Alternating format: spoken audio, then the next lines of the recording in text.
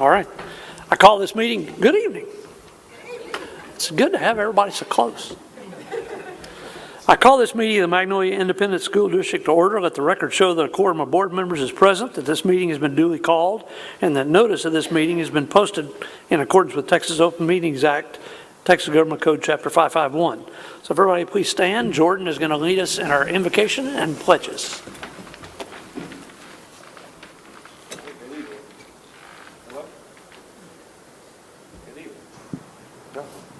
Good evening. There we go. There we go. All right. As we do before each board meeting, if you would, please join me as we pray.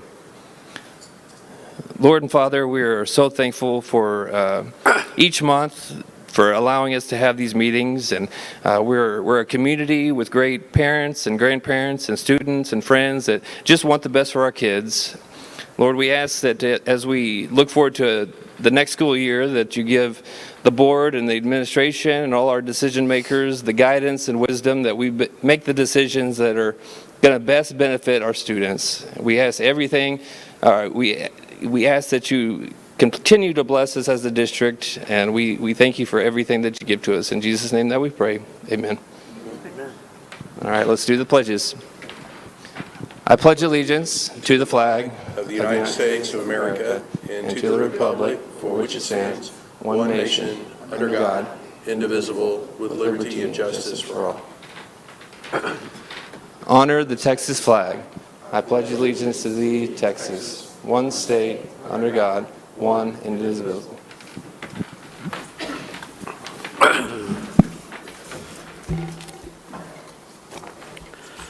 Okay, thank you. So, Ms. Hinkleman, we've got two signed up to speak. Do we have any others? That's it, sir. Okay. First, we're going to have Rebecca Smith. And while you're coming up, I'm going to read some rules that we're required to read. Participants must have turned in a request form 15 minutes prior to the start of this meeting. Participation is limited to 3 minutes. A timer is provided on the screen located in front of you. Once your time is up, we ask that you please return to your seat. Any complaint or charge brought against an employee by name opposition for which resolution has not been sought in accordance with policy should be pursued through the district's grievance policy.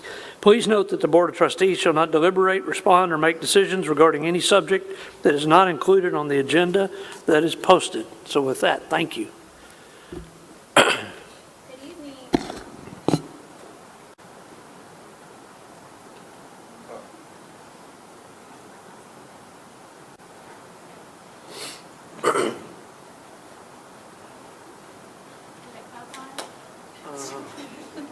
Help is on the way.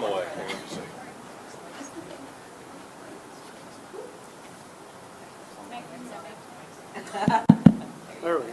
I'm full of them tonight. Good evening, trustees and Superintendent Bullock.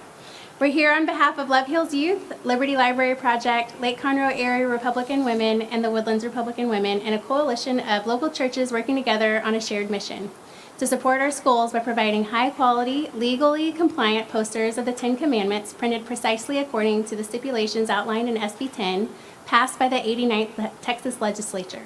Our organizations have worked closely to ensure that every poster meets the legal formatting requirements, including verbatim text from the King James Version, visibility, poster size, and durability needed for classroom display.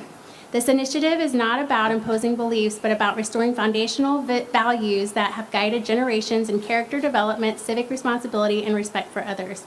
We would be honored to donate these posters to every classroom in your district at no cost to the schools or taxpayers. This is a gift from the community, a visible reminder of truth, morality, and personal accountability that can inspire students each day.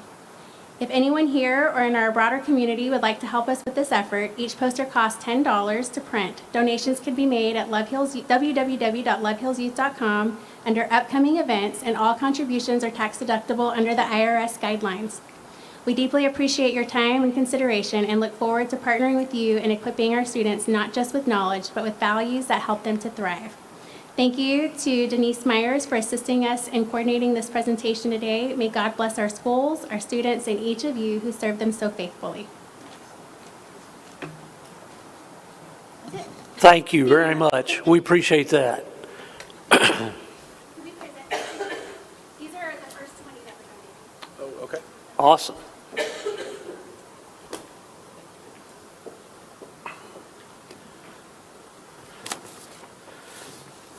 Okay, and Michelle Knuckle.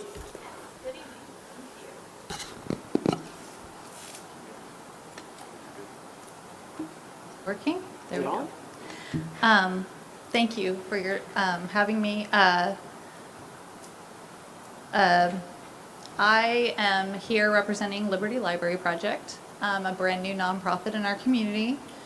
We provide the the ability to provide to contribute tax deductible donations in order to provide Christian and conservative books for school libraries.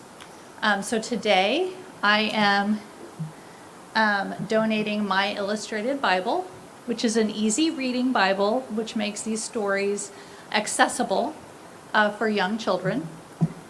And at Liberty Library Project, we believe that the Bible is the inspired and only infallible authoritative Word of God.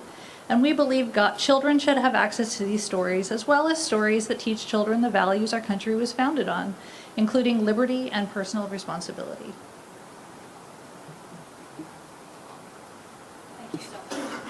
Thank you all. Thank every one of you ladies for coming and joining us tonight. That was awesome.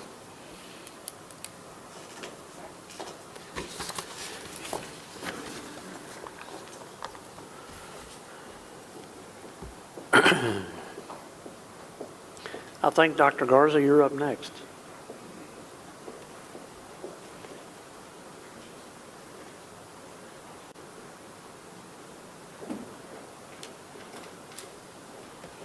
All right, good evening. I have a quick update to our high school class rank changes that we proposed back in May. Okay, so if you remember back in May, we presented some changes, Dr. King and I, about and what we were hoping to do tonight was have those changes approved. A quick recap on the changes that we were going to move to a 100-point scale. We want to move to a system where only the 4 core subjects and world languages would count towards the class rank and GPA system. And it'd be a 4-tiered system with additional weights assigned to certain classes. It was disappointing because we had some really good feedback from the community and the teachers on this and a lot of good emails coming saying that, hey, this is more inclusive for, to get more kids involved in CT athletics, that kind of stuff. But because of Senate Bill 1191, that the state put into effect this past session, they have removed that from us. So this bill requires the Texas Commissioner of Education to develop a standardized method of calculating grade point averages. And it requires the commissioners to do so in a method as soon as practicable, and was signed by the governor in late June. We don't know too much about the bill beyond that there's going to be a standard method for calculating GPA across the state. What we do also know is that it will provide additional and equal weight to AP, IP, UT on-ramps courses and certain dual credit courses. So what has happened is we had local control of the situation. Now we do not when it comes to class rank system, unfortunately. So this is where we're at. We are uncertain of the timeline or of the specifics about when this is going to take place as far as implementation. It could be 26, 27, it could be 27, 28. So we're unclear, so we do not want to have you all approve changes tonight and the state come in and change them shortly thereafter. So that is where we're at. I'm happy to take any questions you may have.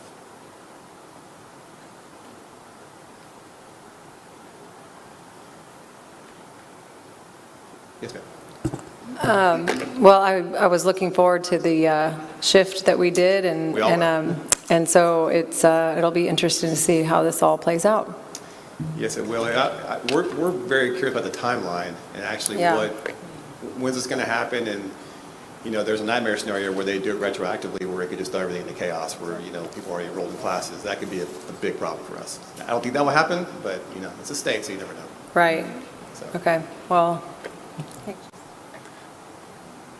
Brandon, what's our plan now, where we were looking to change our plan for next year for the incoming freshmen? Are we going to stay with the same system until we hear the change from the state? Yes, sir. Because if we put the changes in place and the state came in and changed it, we'd have 3 systems going on at once, and that would be very problematic for the community. Yes, sir. Well, we appreciate all the effort you did put into it, though. Well, it was a large group of us that did that, and like I said, we were pretty excited about it because we thought it would really move our district forward in a very positive manner. So So are fortunately, we status quo until, we are. Yes, sir. We're status quo. Well, I'm with you, Brandon. I was pretty disappointed to see the legislation come through and, you know, it passed and the governor signed it. You know, it's a step away from local control. I believe local districts are best suited to make some of these decisions based off of their community and the course offerings they have at high schools and, you know, what is important to each individual community.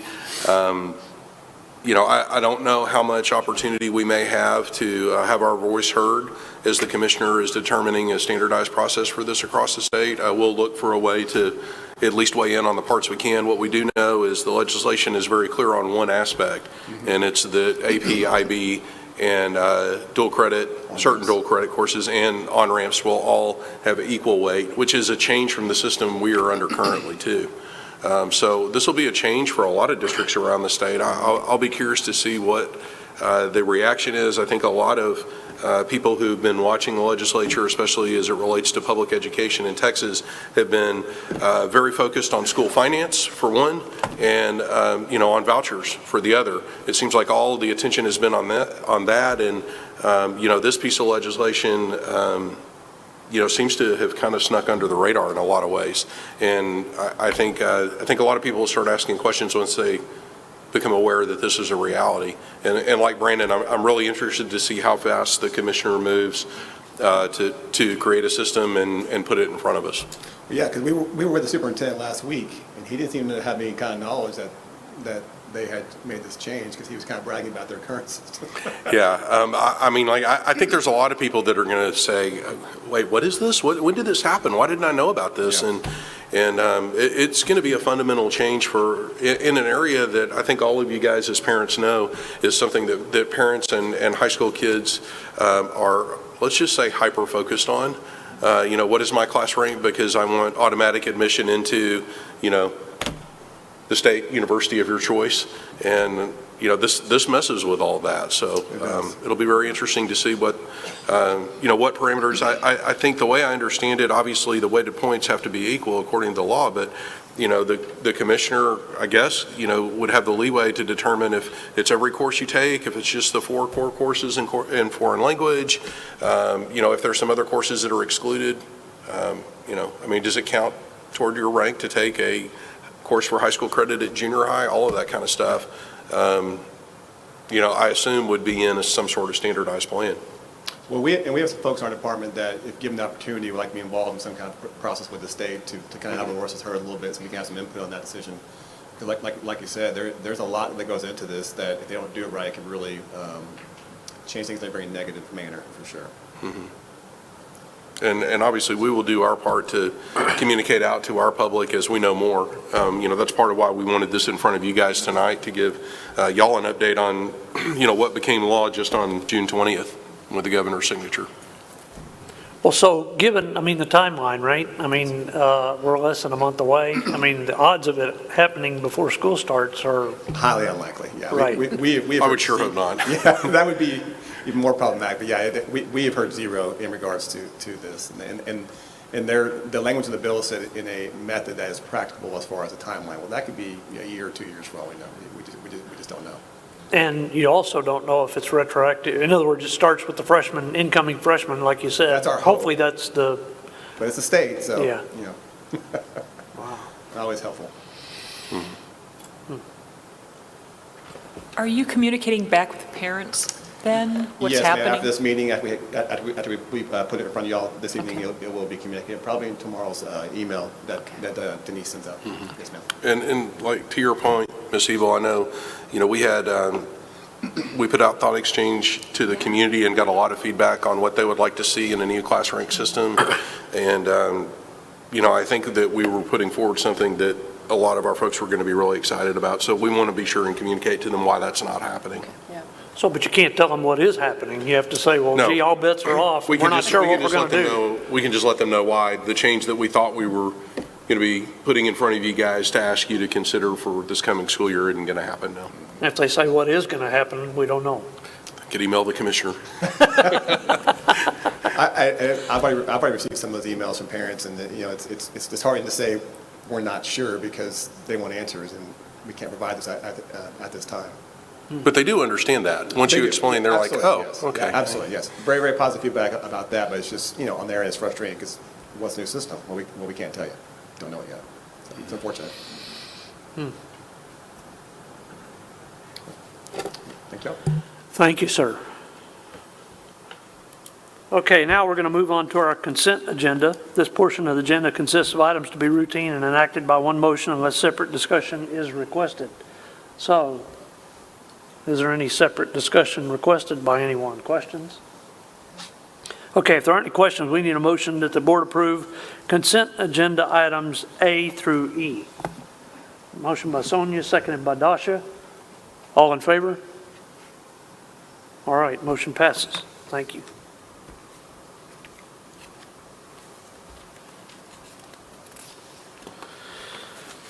Okay, Dr. Morris. Good evening, You're everyone. up. I had a couple of items for you tonight. First and foremost, if I can get that PowerPoint to go, please.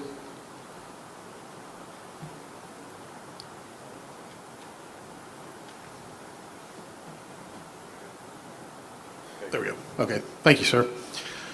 Let me go back, I think. Yeah, okay, so the first item, as the board is aware, every year for the last many years, as part of an aggressive bond defeasance plan to best management our debt and our debt capacity.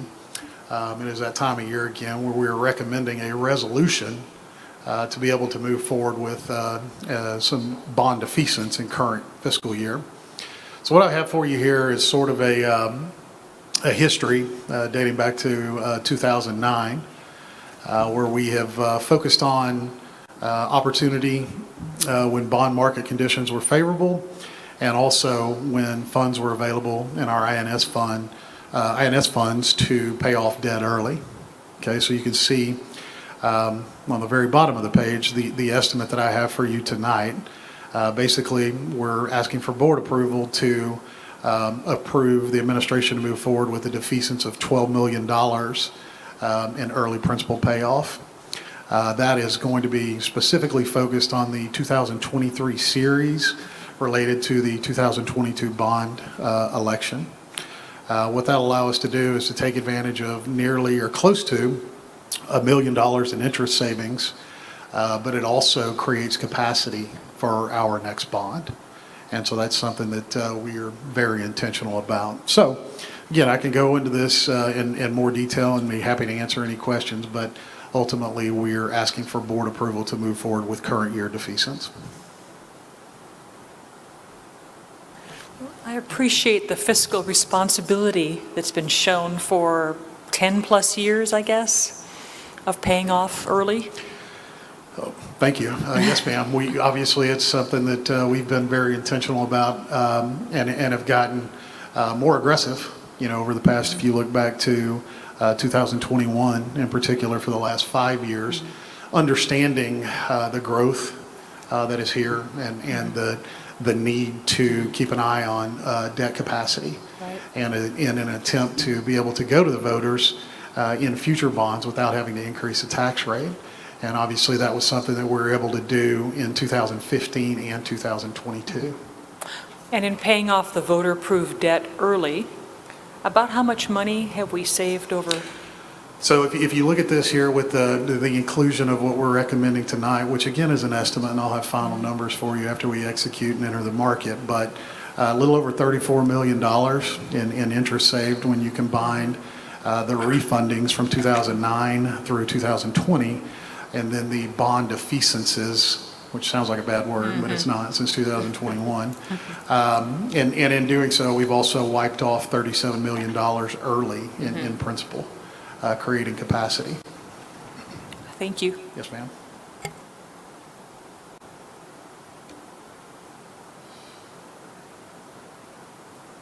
more questions? Okay, if we don't have any questions, we need a motion to, that we approved to adopt a resolution providing for the defeasance and redemption of certain currently outstanding district obligations. Motion by David, seconded by Jordan. All in favor? The motion passes. Thank you very much, sir, and you're still on. Yes, sir. So under a similar heading as it relates to investments, the Public Fund Investment Act requires that districts review in the form of a resolution in front of the board our investment policy and strategies on a yearly basis. So I'm going to go through these fairly quickly because I guess in short, guys, we're not recommending any changes in terms of our approach and our policy. The one change, I say no changes as it relates to either one of those, but we are requesting that the board add a secondary alternate investment advisor in the form of our district accountant. And I'll show you where that is on the resolution. As we continue to grow and have more and more money and funds come in, many different directions, I think it makes a lot of sense to add that district accountant as well. In terms of our approach and priorities, again, no changes. Something that we've always sort of done priority-wise: preservation of principal, liquidity, return on investment, and then finally diversification. You may recall a few years ago, we did ask the board to change the maturity limit for our investments, which allow us to take advantage of some longer-term maturities. We increased that limit from 1 year to 2 years, and you can see right here where that's finally paying off. So we have 3 primary locations of where our money stays: our depository bank in Wood Forest, which is return on overnight deposits. We go through different collateral pools at the Public Funds Investment Act, pools. And then our TCG investments. So what we did with that, I think it was approximately 5 years ago, we took half of our fund balance in our debt service fund and half of our fund balance in our M&O fund and allocated it to a longer term maturity, but we have those laddered CDs that come due every other month. And so while it is a longer maturity, we still have obviously cash flow that we need on hand. And you can see the average current return on those is 4.7%. So as the federal funds rate continues to decrease, in all likelihood over the next however many years, the pool and the bank return will continue to decrease, but the return on those longer term investments will remain intact. So again, I'm not going to go through every bit of this local board policy again because we're not recommending any changes. So here's the resolution again that's required to be approved. The only thing that was added is the last sentence in section 2, where it says for the 25-26 school year and beyond, the district will add the district's accountant as an alternate secondary investment officer. Be happy to answer any questions.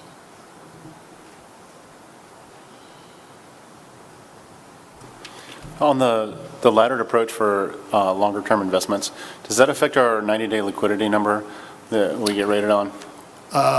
No, sir. That I don't believe that does in terms of the minimum fund balance that we still have in cash. Right. I think that we're still above the threshold needed for that. Yes, sir. So I do not think it affects that. Thanks. Yes, sir.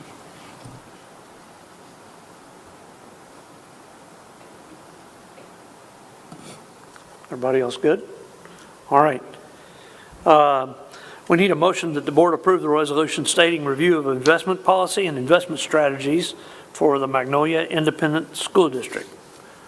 Motion by Sonia, seconded by Stacia. All in favor? That motion passes. Thank you, sir. Appreciate it. All right, Dr. King, I think you're next.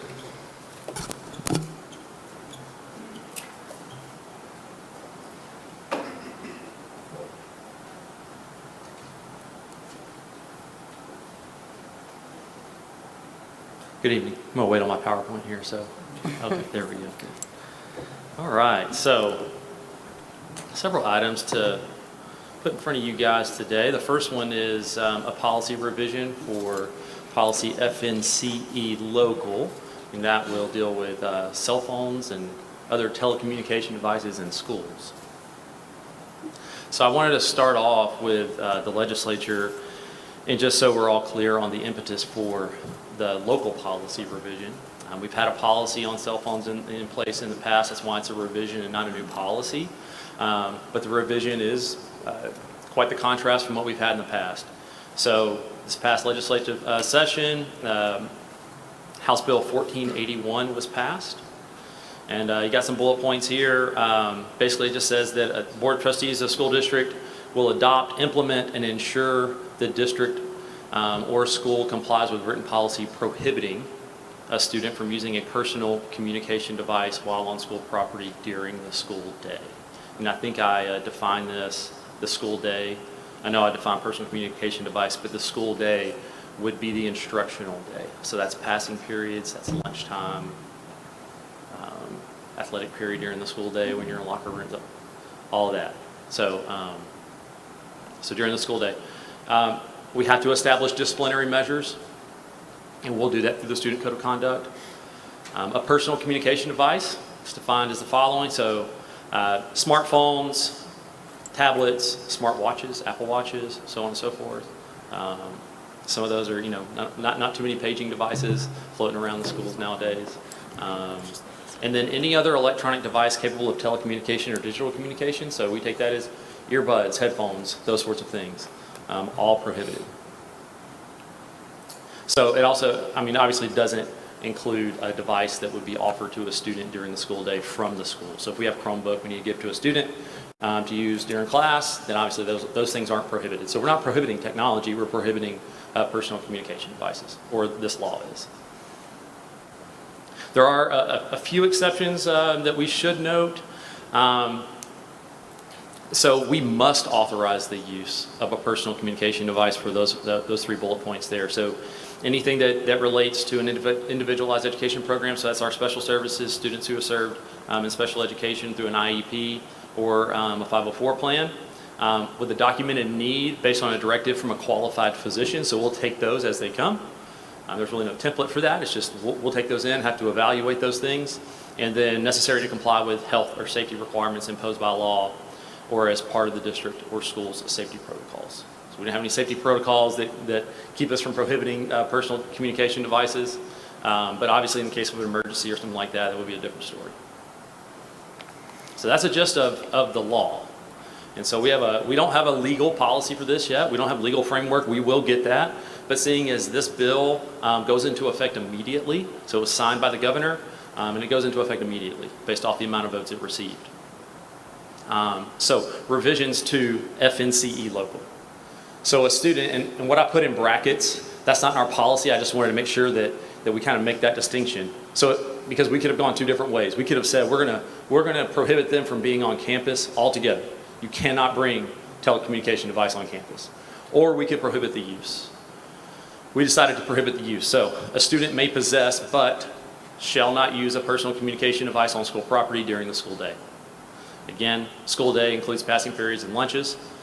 So while on school property, the student shall store any personal communication device in accordance with administrative regulations. And what we're going to do with that is to say, you can have your cell phone in your pocket, you can have it in your backpack, your purse, so on and so forth. We do not need to see it out. It is prohibited from being used during the school day. So they're really, other than the 3 exceptions I gave you, this should not be, we shouldn't see the personal telecommunication devices out. They should be in their pocket, stored away in a backpack. Again, based off the law, it says we have to have disciplinary measures, and we will outline those in our Student Code of Conduct. I think that should come to you guys in August to vote for approval. And the consequences will be a range, and obviously we will sort of have those based off different levels. So elementary school will have one continuum, intermediate, junior high, and high school. We'll have sort of separate continuums with how we deal with that, but there will be consequences for violating this policy. And again, this will also be in the policy. Those are the 3 things that I mentioned from the bill about IEP plans, directed from a physician, or imposed for a safety requirement. Those are the only exceptions. So that's pretty quick. Again, I think to just summarize, This is something that, this local policy, we are required to comply with the law. So we have to have a policy that either prohibits the possession or prohibits the use. We have to have disciplinary measures, and we have to have those exceptions in there. And so that's what we've done with FNCE and the revisions there. And so this does require a vote for approval. I'm happy to take any questions before we get there, though. When did this pass? I think it was signed by the governor June 20th. And our next board meeting is after the first day of school, It's on the first day of school. but we don't have a proposal for tonight to vote on? We do. Oh, we do. We're voting to approve the revisions to FNCE. But we don't have a policy, student code of conduct to review or to discuss? For the disciplinary, we'll have that August 11th. We don't have a model code of conduct out yet, and there should be quite a few changes to that, so we're waiting on TASB to give us a model. So we'll work on that between now and the first day and bring that. So to we're you going guys to for- go into the first day of school without knowing the code of conduct? Or we'll know it, but we won't know it? So our next board meeting is the first day of school, Right. and we won't approve, or you guys will approve the code of conduct without the board? Well, We haven't seen it. You know, Mr. Michaels, part of what we're waiting on, like he said, is TASB. us to get the, the code of conduct from TASB. But I know we usually, have a board meeting, I think in late July, if I'm right, or right before the start of school as well, that we do some budgetary stuff. And if we had a code of conduct ready by that point, we would certainly want to do our best to get it in front of you before the first day of school. Yeah, fair. I know you guys are going to see this the way I do, which is it's going to Would be be a very ideal. sensitive issue. Yes. Yes, sir. And so kind of our half step through some of that is to think, we want to get the policy that we know, a local policy that sets the framework for what we believe the right way is to handle this in front of you guys for consideration this evening. And then the code of conduct would deal with, kind of what the consequences are escalating going forward for repeat violations. But it would fall in line with the policy that. And is fair in that front of we, you. that we don't have that yet, that we don't know what we're going to do as disciplinary action, but how are we going to enforce it? It just doesn't seem like that's even practical to be able to enforce this, given that there's other things that are difficult to enforce that are state laws Yes. that happen in our schools. Yeah, I mean, enforcement will be a challenge, particularly at first. So, what I would expect, and again, it'll look a little bit different from elementary to secondary, but for secondary, for instance, I would expect for there to be some class meetings with principals and assistant principals talking to students, saying, hey, this is the policy that complies with the law. This is our expectations. Here's what we want to see from you. What we don't want to do is assume our students are going to just do things that are wrong. I mean, we're going to give them the benefit of the doubt. And I could see us giving students a chance, particularly in that first week of school, to get used to the new way of things. So, but yeah, it will be difficult on that first day. But even if we had a code of conduct in place on the first day of school, like let's say we did have a quick meeting that we were able to get the code of conduct approved. On the first day, that's probably not the day that we're going to go and just just enforce every single disciplinary consequence we would have on the first day of school for students on a change like this. But as far as enforcement goes, it's going to take everybody. It's going to take administration, it's going to take teachers, take everybody in that school to basically to know what the standard is, know what the consequences are, and hold students accountable for that. So if it says your phone's confiscated on the first offense, then that's what we're going to have to do. I'm afraid that if we don't do that, then it just becomes one of these things where it's like, yeah, we know that's the rule, but we don't have to follow it.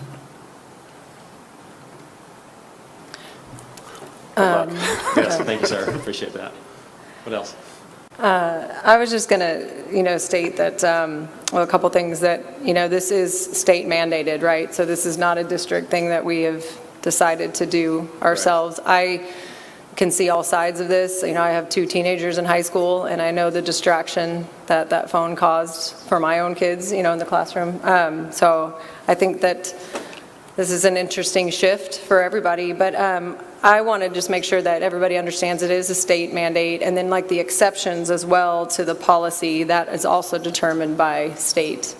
Yes, ma'am. Some of that's to be in compliance with federal law. So Right. we deal with IEPs for special education and 504 our state law can't trump our federal law in that way. But yeah, and the other ones on the directives from physicians and so on, those are given to us by the state. Those are not exceptions that we came up with. Right. Yes, ma'am. And I think that, as you mentioned, the distractions that a cell phone, apparently can cause. I mean, what we didn't want to do is come up with a system that created additional distractions by taking students' phones every time they come into the door, or having some system where they have to lock it up in the classroom. I'm not disparaging, other school districts that have decided to go that way. That's their thing. But we don't want to cause an additional distraction. We would rather look at students, tell them what we expect, tell them what the consequences will be, and then move forward in holding students accountable in that way. And then another question, or just, as we all, as a parent myself, go through this shift, the communication to our parents and to our students, I'm sure will be managed and sent out as we know all the details. Yes, ma'am. So if approved, the newsletter that goes out after board meetings will have the new policy in it. I know we'll have a letter out that goes out to parents between now and the first day that explains this new policy based off the new law and how we're going to move forward with it. So we're going to try to communicate as consistently and clearly as we can so that no one's really caught off guard or taken by surprise on this policy. What else? I think, and maybe you better recall this better than I do, but I think when our friends in Austin voted on this, it was pretty unanimous. I think it was unanimous in the Senate. Yeah. I think there was very few no votes in the House. I want to say you have to get a 2/3 vote in order for a bill to become to become effective immediately, so prior to September 1st. And when the governor signed this one on June 20th, it became effective on June 20th. Thank you. What else? So it sounds like the communication to the parents and the students, I agree, that's key, but it might get a little clumsy because until we have a code in place, we can't be overly definitive. We can be definitive on the policy. The consequences, should be in place by like August 11th. If you guys say, hey, yes, we approve the student code of conduct, then the consequences would be in effect August 12th. And so that's not something we would jump right out ahead and tell parents what the consequences are going to be until we have a code of conduct approved. But the law says we have to have disciplinary measures in place. I think on the first day of school, though, I think it would be okay for us to just make sure everybody understands the expectations and get through the first day. But yeah, we won't be able to communicate to parents exactly what the disciplinary measures will be before the code of conduct is approved. So the communication will be something like what we've shared tonight. Yes, sir. And then more definitive as it becomes available, that type of thing. We're Yes, not sir. going to wait until everything's, packaged up nicely in a code of conduct to give it to them, right? Yes, sir. I think we should try to be as proactive as we can, even though we wouldn't have a student code of conduct, and more try to be clear on, hey, this is what the expectation is going to be, this is the policy, and then communicate a little bit later on what the disciplinary consequences will be. Here's what's coming around the corner kind of Yes, sir. thing. And because I think of the definition of a school day, for instance, is that when the first bell sounds to the last bell sounds? Yes, I sir. mean, It would be. people, because part of that says, well, you're on the school property. Well, the school property you could be on school property and the school day not started or ended yet.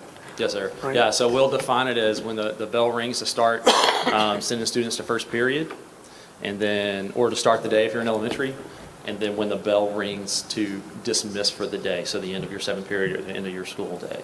So you're a high school student, 7th period bell rings, and you're in the parking lot, walking to your car or going to the bus, you can have your phone out at that point in time, that's fine. Yeah. But to your point, though, we will need to be specific about those things, and we will be in our communication to parents. Right, because they're still on property, but yet they can use it because sir. it's outside the bounds of the school. The Yes, sir. building. Are you anticipating a carve-out for early release students? A carve out for early release students? Yeah, that their school day would be when their school day is over, as opposed to the bell schedule for non-early release students? I would say that if a student who has early release is on campus during what we consider the school day, which would be the beginning of first period and the end of 7th, that they need to have their personal telecommunication device put away. Now, if they leave school and they go out to the parking lot at that point in time, then yeah, of course, they could use their device then. But if they're, we will have some students say, maybe they stay in the library to get some extra studying done, but they don't have any more classes, they're done with those classes. They would need to comply with the policy at that point in time, but if they were to leave right after that, then of course, at that point, they could have their device out.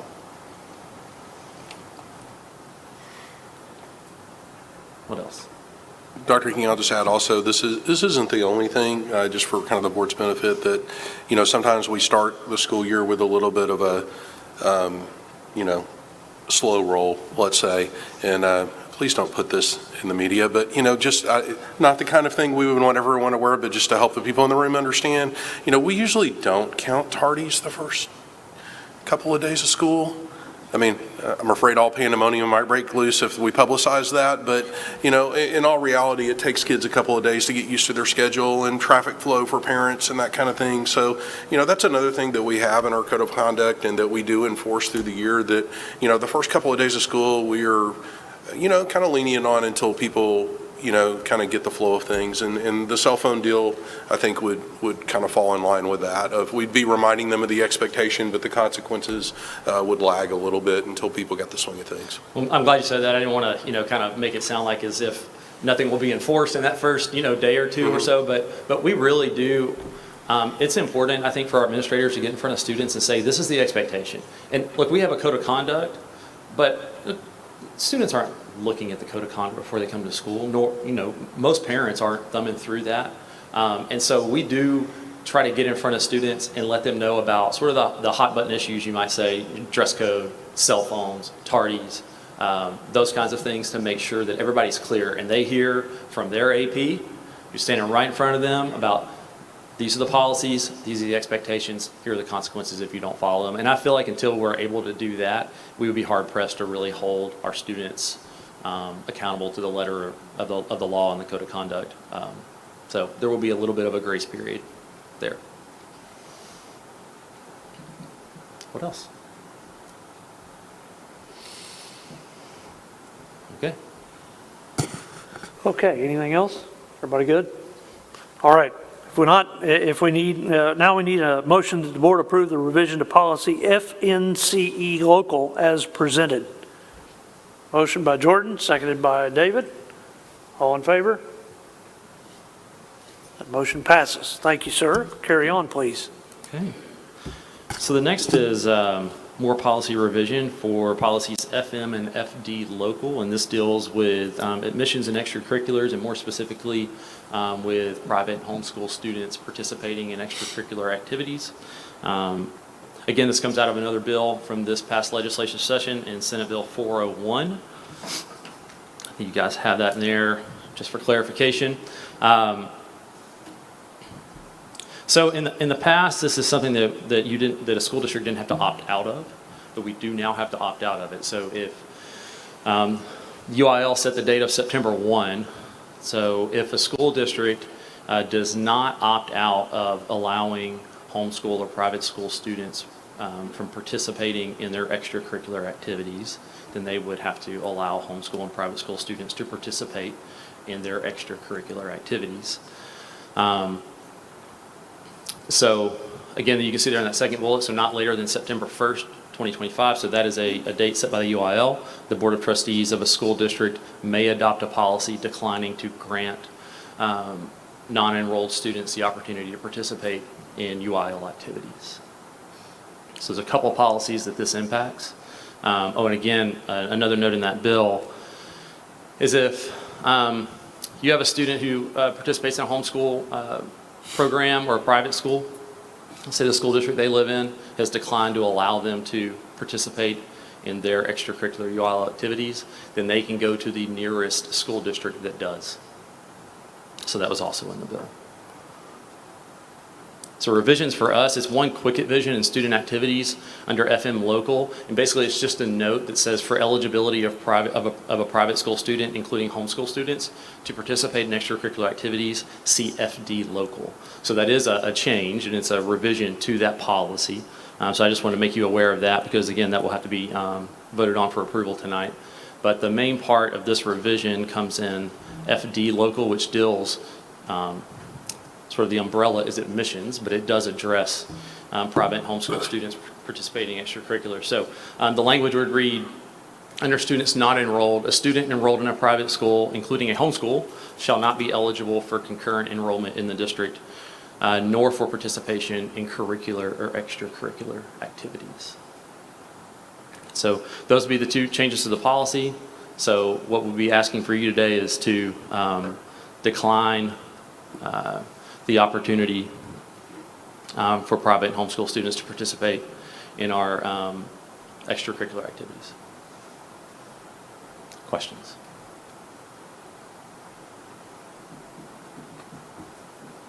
Dr. King, do you have some sense of what districts in the area are doing with this provision?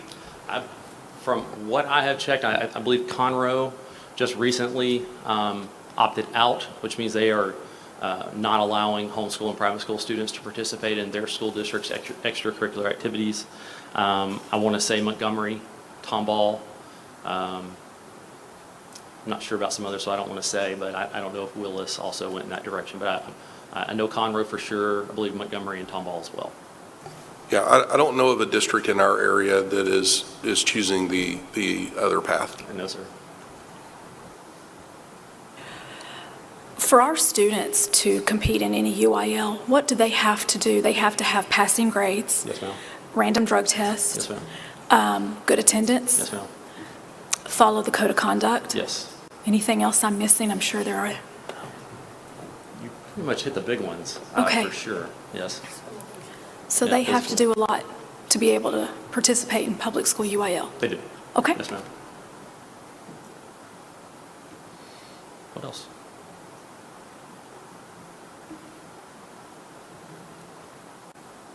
All right, any questions? Anybody got anything else? All right, then we need a motion that the, let me get this right. Motion to the board approve a revision to FD local, that's the right one, and FM local as presented. Motion by Stacia, seconded by David. All in favor? All right, that motion passes. Thank you, sir. Yes, sir. Please carry on. Okay.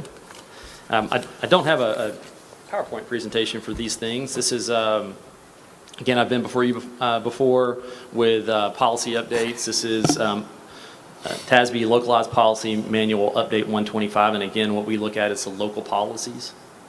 I believe this is just for a review. Couple of highlights. You'll notice that there's BDB local and BDF local.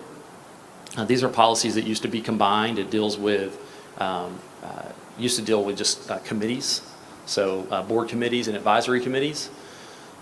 Felt now that those two things need to be in separate policies. So now BDB governs board committees and talks specifically about that.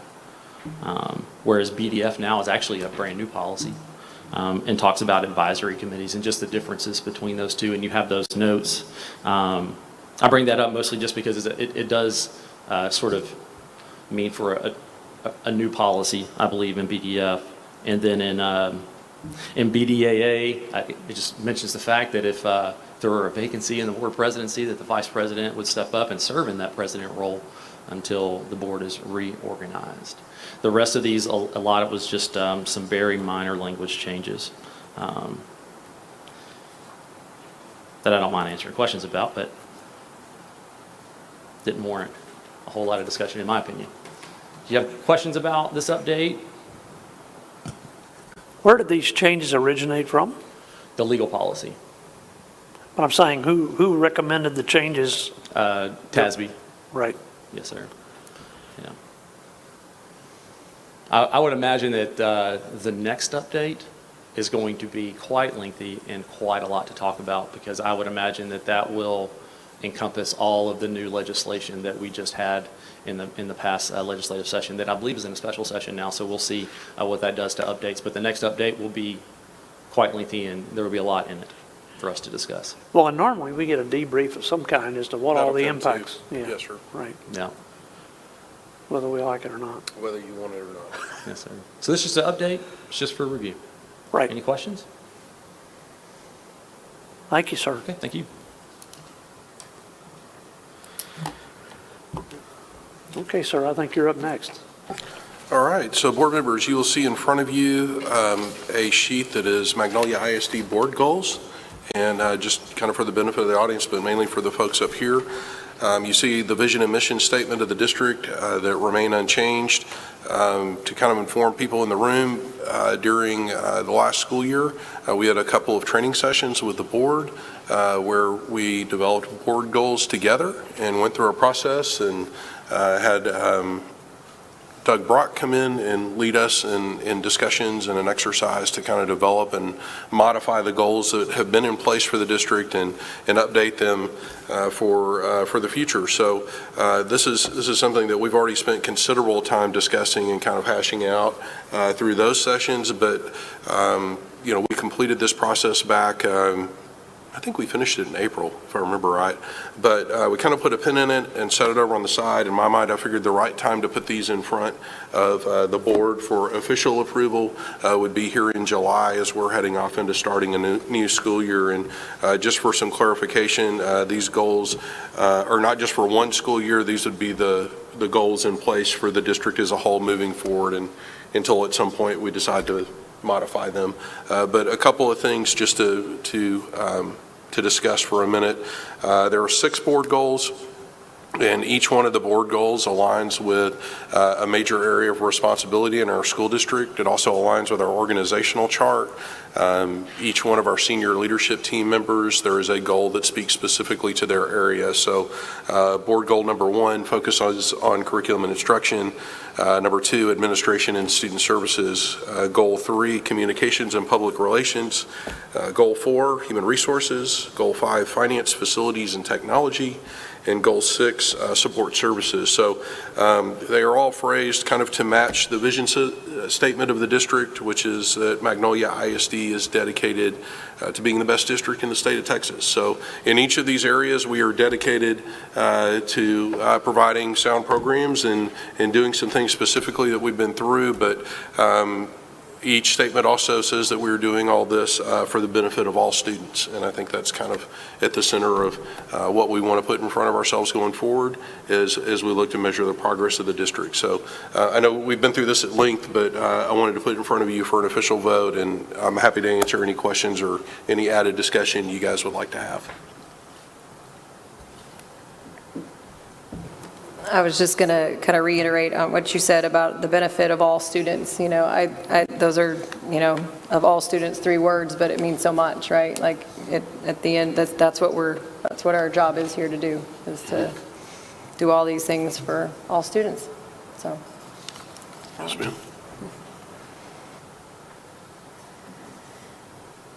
I mean, one of the things we set out to do is, if our goal is to be the best in the state of Texas and aspire to that, what does that mean? How does that look? Well, it means, for one thing, we can define our goals better and better every time we do them. We can also have goals set up such that at the end of the year we can say, how close are we to meeting them? And they're not so vague we can't say, well, gee, we did good, we did bad, we did great, we did average, we did whatever.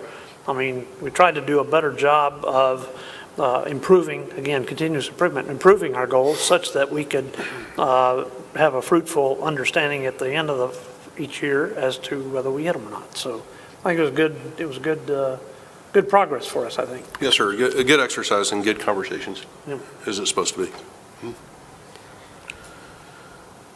Okay, then we need a motion that the board approve the board goals as presented. Motion by Stacia, seconded by Jordan. All in favor? Motion passes. Thank you, sir. Thank you.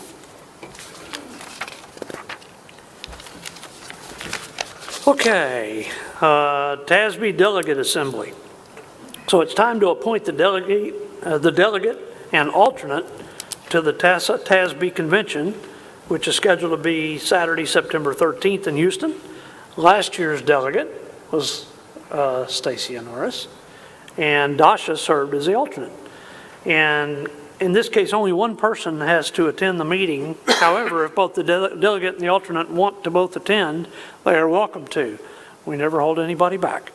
Okay, our board's participation in the delegate assembly ensures our voice is heard. So do we have a volunteer for the delegate Wow, Dasha. Okay, how about an alternate? Huh? I can't be both. Yeah. Jordan, you be the alternate? All right. So with Dasha being the delegate and Jordan being the alternate, we need a motion that we select Dasha as delegate, Jordan to alternate, to serve on the 2025 TASB Delegate Assembly scheduled for Saturday, September 13th in Houston. Motion by David, seconded by Stacia. All in favor? All right, that motion passes. Thank you. All right, sir, what else we got? I'm good for now. All right. Go back there and talk for a minute. Okay. All right, so thank you guys for your attention. The board is now going to recess to move into closed executive session for the purposes permitted by A, consultation with attorney pursuant to Texas Government Code 551.071, B, personnel discussion and recommendations pursuant to Texas Government Code 551.074, and C, discussion of purchase, sale, exchange, or value of real property pursuant to Texas Government Code 551.072. So with that, thank you very much. All righty. Good to go. All right, thank you, sir. Based on discussion with the board and in an attempt to meet the needs of the district administration is recommending the adoption of a board resolution authorizing the sale of approximately 80 acres, more or less, at west line of FM 2978 at Shadow Lane in Magnolia, Texas. Be happy to answer any questions.